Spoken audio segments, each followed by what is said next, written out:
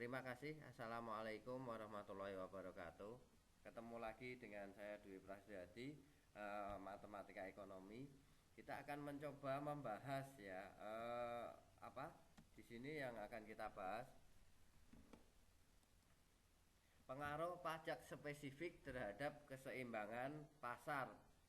Eh, Apa sih yang menjadi pengaruh spesifik terhadap keseimbangan pasar?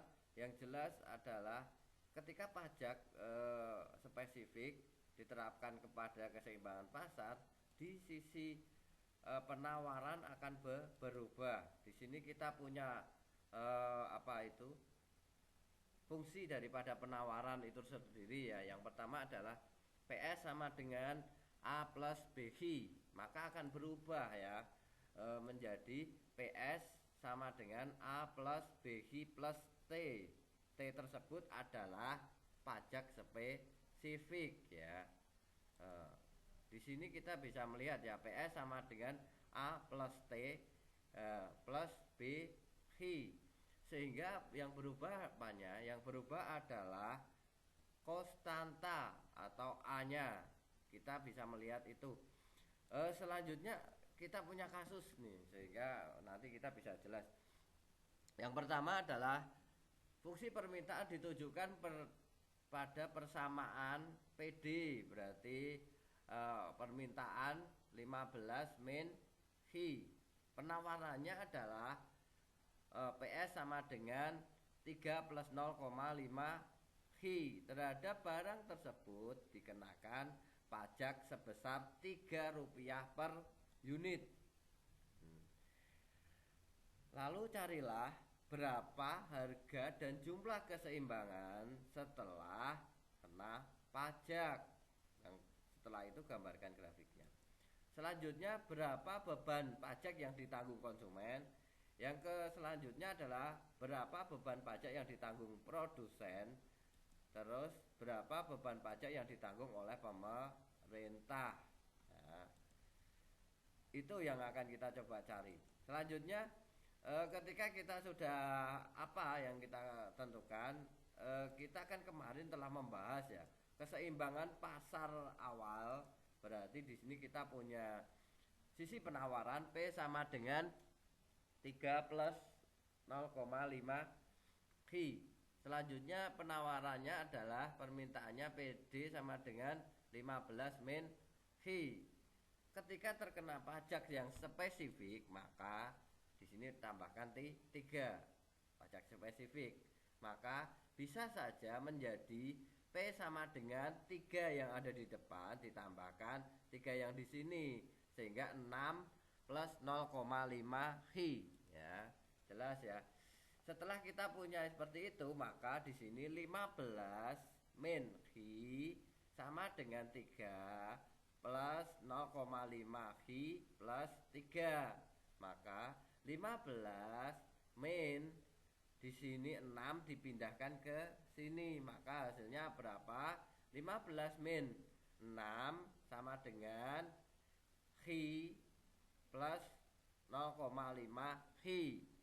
Hasilnya adalah 9 sama dengan 1,5 Hi. Hi-nya berapa?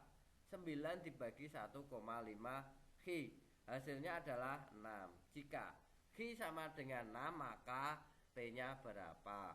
P sama dengan 15 dikurangi 6. Hasilnya sama dengan 9. P ketemu dan Hi ketemu. Maka jika P ketemu dan Hi ketemu, maka di sini ini adalah keseimbangan yang kemarin. Ya, kemarin kita telah bahas keseimbangan permintaan dan penawaran pasar. Di sini 15 sama 6 dengan 3. Keseimbangan yang pertama adalah 8,7 sebelum kena pajak. Kalau setelah kena pajak maka 6,9, Hi-nya 6 dan P-nya 9. Itu adalah keseimbangan yang pertama. Garisnya bagaimana, Pak? Garisnya kita tinggal menggambarkan ya. Di sini kita bisa paham kalau garisnya adalah P sama dengan 6 plus 0,5. Dapat dari mana Pak? Dapat dari ini setelah penawaran, setelah kena pajak. Maka ketemunya P sama dengan 6 plus 0,5 Hi. Sampai di sini jelas, tidak ada yang tanya.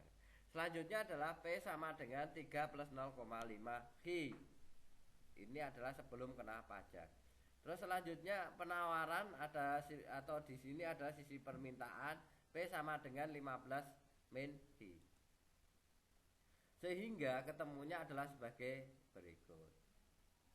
Titik keseimbangan yang pertama sebelum kena pajak, maka sebelum kena pajak 8,7.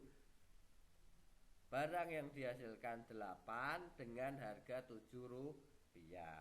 Tapi setelah kena pajak, harganya naik dari 7 rupiah menjadi 9 rupiah.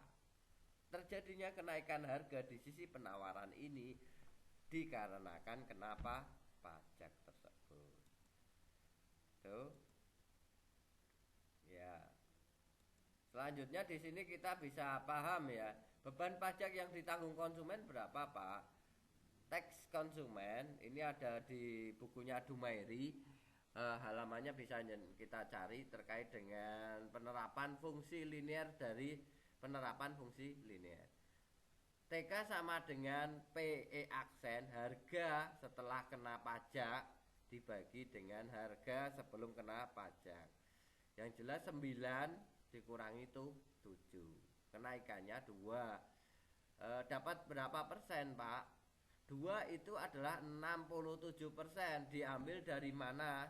Diambil dari pajaknya berapa? 3. Pajak yang ditetapkan sesuai dengan soal 3. Berarti 2/3 itu kurang lebih 67%. Ini adalah sama. Selanjutnya beban pajak yang ditanggung produsen. Beban pajak yang ditanggung produsen adalah TP, teks produsen, sama dengan T. T-nya berapa? 3. Dikurangi T konsumen. T konsumen 2, berarti nilainya 1. 1 itu berapa persen? Jelas, 1/3 itu 33%. Ya, sama.